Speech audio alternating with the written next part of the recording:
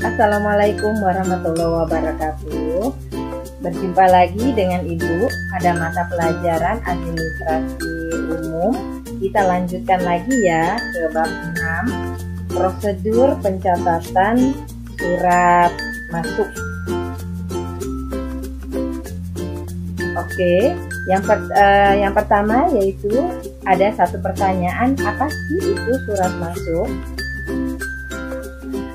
Surat masuk itu adalah surat yang diterima oleh satu organisasi atau perusahaan yang berasal dari seseorang atau dari suatu organisasi. Jadi surat masuk itu surat yang masuk ke perusahaan yang diterima oleh seorang resepsionis. Ya, jadi yang pertama di dalam prosedur pencatatan surat masuk itu yaitu pertama adalah penerimaan surat. Biasanya penerimaan surat ini diterima oleh resepsionis ya, atau front office yang bertempat di front office seperti satpam ataupun resepsionis. Jadi tugasnya penerima surat adalah mengumpulkan setiap surat yang masuk dan meneliti ketepatan alamat surat dan menandatangani bukti pengiriman surat bahwa surat sudah diterima. Ya. Yang kedua adalah penyortiran surat. Setelah surat diterima, surat itu harus disortir dahulu. Ya, untuk mengetahui untuk siapa saja surat tersebut. Ya, jadi surat tersebut bisa dipilah berdasarkan alamat tujuan, untuk bagian apa yang ditujukan, misalnya bagian administrasi kepegawaian, bagian bendahara atau keuangan, atau enggak bagian pemasaran. Ya, jadi penyortiran itu biar bisa dilihat dari alamat tujuan. Yang kedua, penyortiran berdasarkan jenis surat dilihat dari amplopnya dan ciri khusus. Jadi ada khusus, misalnya Biro Kepegawaian mempunyai amplop surat yang ada tanda birunya menggunakan penandaannya. Dan yang jadi jika surat itu ditujukan kepada perseorangan, maka surat itu langsung ditujukan untuk orangnya, ya, langsung ditujukan ke yang bersangkutan. Dan surat tersebut bisa dibedakan menjadi surat dinas, surat niaga, atau resmi. Jadi untuk proses lebih lanjut, ya. Selanjutnya yaitu setelah surat disortir, surat itu dicatat, ya.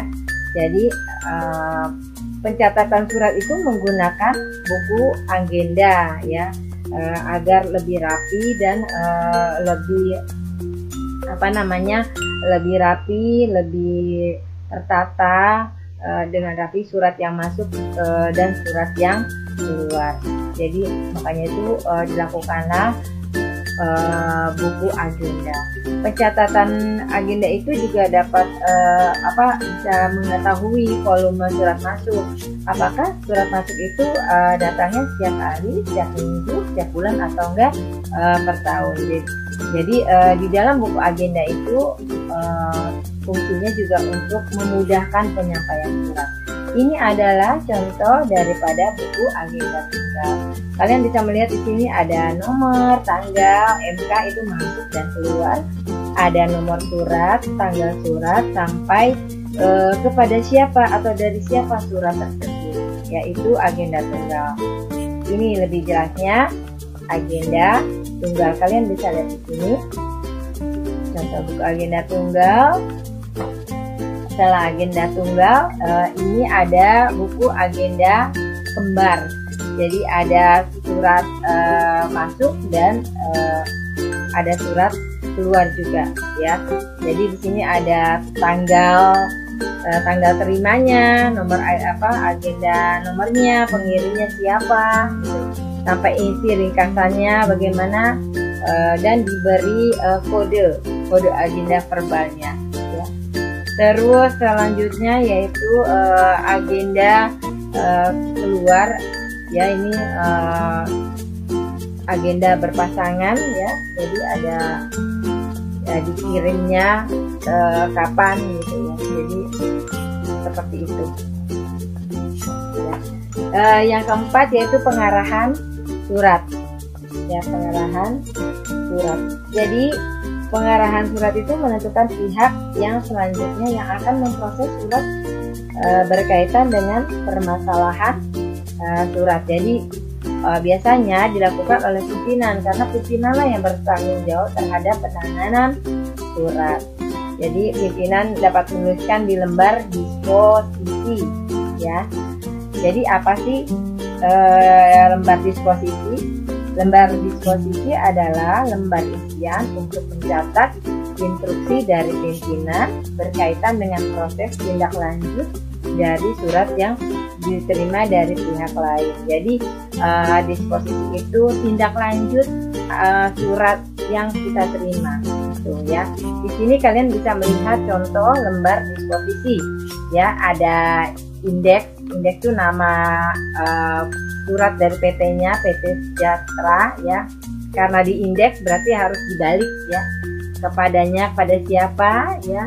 Terus rahasia atau tidak, penting atau tidak, kalau penting di checklist, sampai dengan tanggal nomor ya. Misalnya contohnya nih 2 Januari ya, dari PT Sejahtera Jalan Raya Bogor ya, isi pesannya ya, pesanan alat-alat elektronik ya, diinstruksikan atas siapa, segera diproses oleh pimpinannya Pak Ardian ini ya, seperti itu.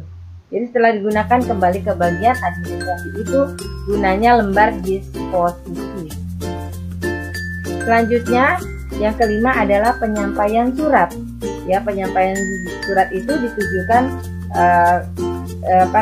kepada orang yang ditunjuk oleh pimpinan ya, dari lembar disposisi tersebut.